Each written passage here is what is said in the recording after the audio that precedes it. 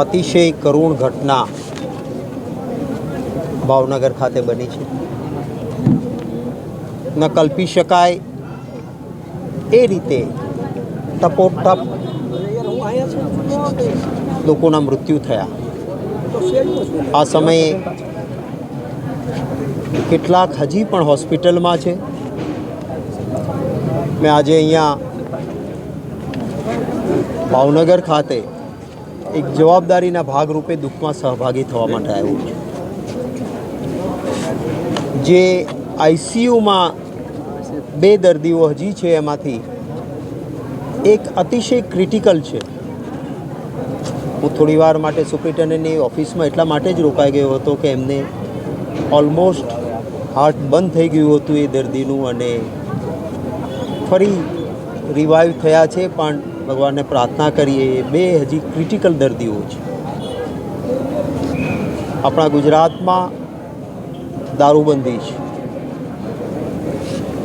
Political observation હું નથી કરતો, પરંતુ આ દુઃખની ઘડીએ એક આક્રોશ જરૂર થાય છે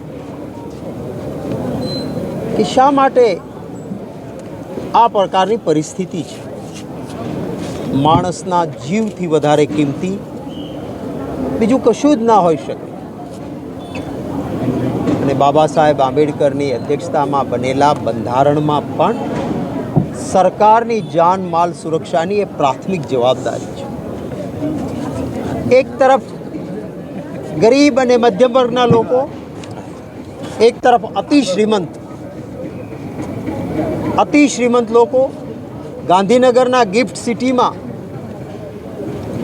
ચોખ્ખો ને પ્યોર દારૂ પી શકે એના માટે ગાંધીનગરના ગિફ્ટ સિટીમાં આખા ગુજરાતમાં દારૂબંધી હોવા છતાં ગિફ્ટ સિટીમાં પૈસાદાર લોકો જાય છે, બહારથી આવેલા માલેતુજારો જાય છે, એટલે એને ચોખ્ખો દારૂ મળે, એટલે ત્યાં દારૂબંધી નહીં. અને જે અમલીકરણ થવું જોઈએ, અમલીકરણમાં લિફાફો પી. 2022માં દેશી દારૂમાં લઠ્ઠો મેળવીને મિથેનોલ, ઇથાઇલ આલ્કોહોલ અને મિથાઇલ આલ્કોહોલના મિક્સચરમાં એક કેમિકલમાંથી, જે પીવાલાયક નથી, જેનું કેમિકલ તરીકે ઉપયોગ થાય છે, એનું મિશ્રણ કરીને દેશી દારૂમાં 2022માં મેળવવાથી કેટલાય લોકોના મૃત્યુ થયા. ત્યારે મેં પાર્લામેન્ટમાં આ મુદ્દો ઉઠાવ્યો હતો, રાજ્યસભામાં, અને સરકાર પાસેથી અપેક્ષા રાખી હતી કે કમસે કમ હવે સરકાર જાગે. મને દુઃખ એ વાતનું જ કે નાના જીવડાઓને પકડવામાં આવે છે, મોટા મગરમચ્છોને નથી પકડવામાં આવતા. તપાસ કરનાર એક અધિકારીએ મને બોટાદના લઠ્ઠાકાંડ વખતે કહ્યું હતું કે આ જે કેમિકલ આવ્યું છે એ અમદાવાદના આઉટસ્કર્ટમાં રહેતી એક ફેક્ટરી, જેમાં ભાજપના એક મોટા માથા સમાયેલા છે, એને ત્યાંથી આ કેમિકલ આવ્યું છે. આજે પણ હું આ માંગ કરું છું કે તમે આ મિશ્રણવાળાને પકડીને નહીં સંતોષ માનો. મોટી ફેક્ટરીઓ લાભ લેવા માટે આ ઇથેનોલ, મિથેનોલ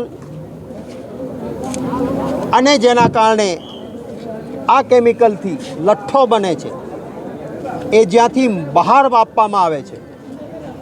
કહેવામાં આવે છે કે ઉજ્જૈનથી આવ્યું ને બહારના રાજ્યોમાંથી આવ્યું, તો તમે સરહદ પર શું કરો છો?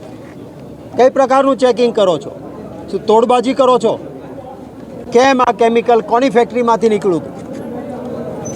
અને એટલા માટે હું માંગ કરું છું કે નામદાર હાઈકોર્ટના સિટિંગ જજ સાહેબ મારફત આની તપાસ થવી જોઈએ.